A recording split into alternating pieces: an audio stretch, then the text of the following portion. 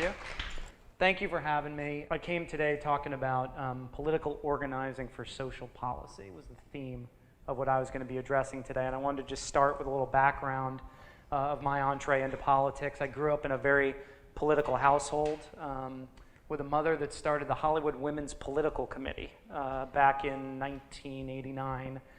Their big achievement was the Year of the Woman in 1992 when Barbara Boxer was first elected, Dianne Feinstein, Carol Moseley Braun, and so on and so on. So let's just say it was kind of driven into my head at a very early day about organizing, about democratic values. And I was a history major.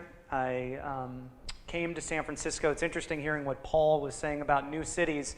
I came to San Francisco because I wanted to be in this city.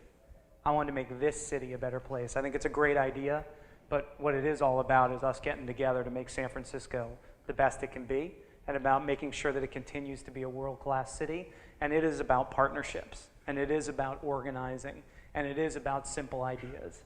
And I first volunteered on a political campaign. I walked in here in San Francisco. Someone handed me a notebook and said, it was about this thick, and said, I need you to make about 262 calls. Here's the script. Here's what we want you to get. Are they for us? Are they against us? Are they undecided? I looked at them. You got it. I'll be glad to do it. I just need to go outside for a second, put the notebook in my truck, and I never came back. I just didn't have time for that. It seemed like too much for me to take on. The next time I went to a campaign, I had that confidence to go back. Someone gave me a tiny folder, and they gave me 10 names. And they said, could you do this for us? And I made the calls. And they were 4 for us. There were 4 against us. There were 2 undecided. I felt good about what I was doing, and I asked for more.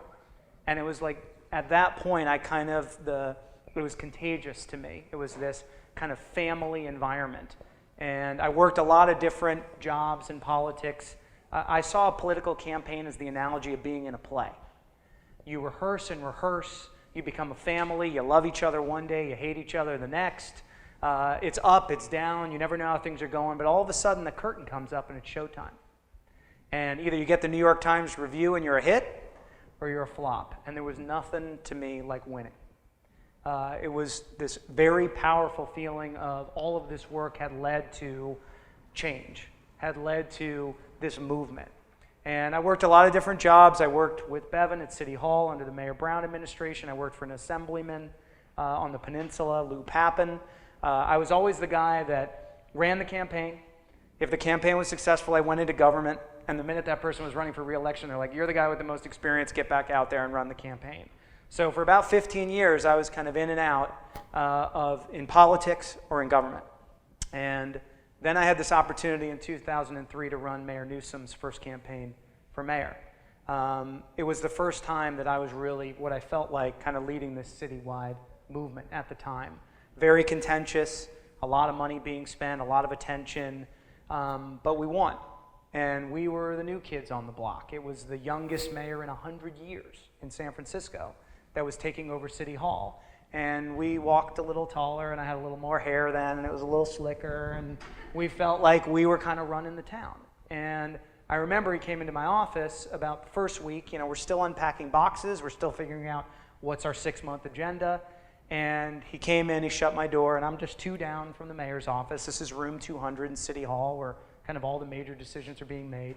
And he said, I just want to let you know I was his deputy chief of staff. He said, you're my point person on homelessness. I said, you know, I don't really know anything about homelessness. You have a $1 billion budget in the Department of Public Health. You have a $500 million budget in the Human Services Agency, and you have department heads that are trained in this. Like, why me? He said, I need an organizer. I need someone who's going to bring people together, who's going to come up with some new ideas, who's going to motivate people. And all of that led to this program that became kind of my pride and joy, which was Project Homeless Connect. And this was just a simple idea of government cannot solve homelessness on its own. We're spending hundreds of millions of dollars. It's great we've got someone with Bevan's energy who's looking at it in new ways and who's coming up with partnerships. And I think it's a continuation of some of the work we had done. But what we did was we started by grabbing employees and saying, you need to come out on the street. Instead of being in the ivory tower of City Hall, we need to go out and actually engage people. There were some city employees that actually said, am I being forced to do this? And we said, yeah, you are. This is what we're doing today. 250 of us are going in the streets.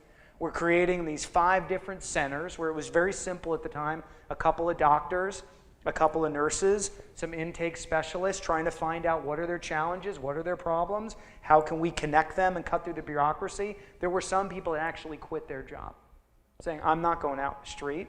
These were people who were paid by us, our taxpayer dollars, to help homeless people, yet they didn't want to get out on the street and actually physically engage with folks. So we realized that we were onto something. 250 people that were just employees. The second time we did it, because we didn't know if it would happen more than once, said, can I bring a friend? And all of a sudden we had 500 people. And then the next thing I know, I get a call from Deloitte and Touche, a guy named Jack Russey, who's the president, an accounting firm. He said, we've heard about what you're doing. We want to do this impact day and bring 1,000 people. Can you handle it? The next thing you knew, we took over Bill Graham's Civic Auditorium, and it became the model, which is still the model today. They've now done it 50 times every other month, which is essentially turning Bill Graham's Civic Center into this massive one-stop shop. People come in, there's an intake. They're treated with dignity and respect. How often do people walk by someone who's homeless and they don't look them in the eye? Imagine the power of actually someone coming in saying, good morning, it's nice to see you, can I help you, come with me. And then Salesforce came in and they worked a whole triage area. This is a simple way that we were putting people into a database. Are they on medication? Have they seen a doctor? Are there mental health issues? Are there substance abuse issues? Whatever that may be. And we created this center where everything could exist under one roof. But what made it power was the volunteer energy. That people actually, I would actually drive a different route down Van Ness on the days of events just to see, and there would be people walking with their kids coming to the event. Private sector companies were getting involved in homelessness. Why would they do that? Private sector companies, when I believe they want to get involved philanthropically to do the right thing, they also want to tell the story of results. They also want to tell the story of how they made a difference that day. Pretty challenging with homelessness. But all of a sudden, there was a new thing happening. That gave me the confidence to go out and start my own thing. You know, I loved working in politics, I love working in government, but there's a lot of working in room 200 that's run by press release. It's just the facts. That you've got to make a new announcement today. It's got to be, what are we doing for the environment? What are we doing on crime? What are we doing on healthcare? What are we doing on transportation? And things are getting cooked all the time. And it's exciting, and a lot of things make a difference, but there's a lot of big announcements that go nowhere. And I wanted to take that next step and go out and take the risk and start my own thing. So I started my own firm called Ground Floor Public Affairs. When we were doing Project Homeless Connect is where I first met Ron Conway. Ron Conway wanted to do something to help quality of life in San Francisco, and we somehow got thrown together. We met for drinks at, I believe it was Stars at the time, and we had a conversation about Project Homeless Connect. Not only did he become very generous financially with the program, but he was generous with his time. And he became the president of the board of directors and helped take it to a new level. It's now in 200 cities in 4 different countries around the world. And again, it's being done here in San Francisco every other month. When I started my own company, I helped, Ron got a little more involved politically and helped introduce him to our current mayor, Ed Lee. And Ed Lee certainly is very supportive of the tech community and about innovation and making San Francisco the innovation capital of the world. And after his election last year, which Ron had a very significant part in, the two of them got together and they wanted to keep this momentum alive. And with that created sf.citi. You can see some materials there behind you that I hope you take the time to look at. What sf.citi was about was 2 things. One was about uniting the tech community with one voice.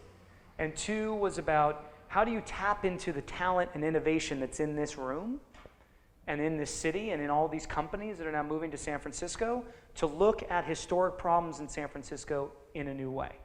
And when we launched it, due to Ron's very impressive Rolodex and relationships, a lot of people were on board immediately. And we gave that analogy with sf.citi of sf.citi when we first launched in the newspaper, on television, huge brands, Airbnb and Google, and the list goes on and on, Jawbone. We're doing these press conferences and we're launching this initiative. It was the analogy of someone who's in the gym who bench presses all the time, that we had this huge chest and these skinny little legs.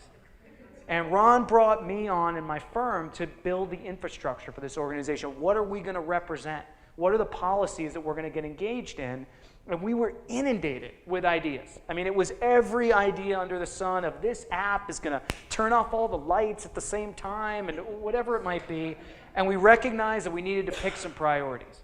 So some priorities that we picked were transportation. How many people here take Muni? Beautiful. So Muni has 50 line managers in San Francisco. What that means is they're employees of the MTA that are right now sitting with paper, pencil, and a cell phone. And they're waiting for the 49 Mission 339 made it to Market and Van Ness.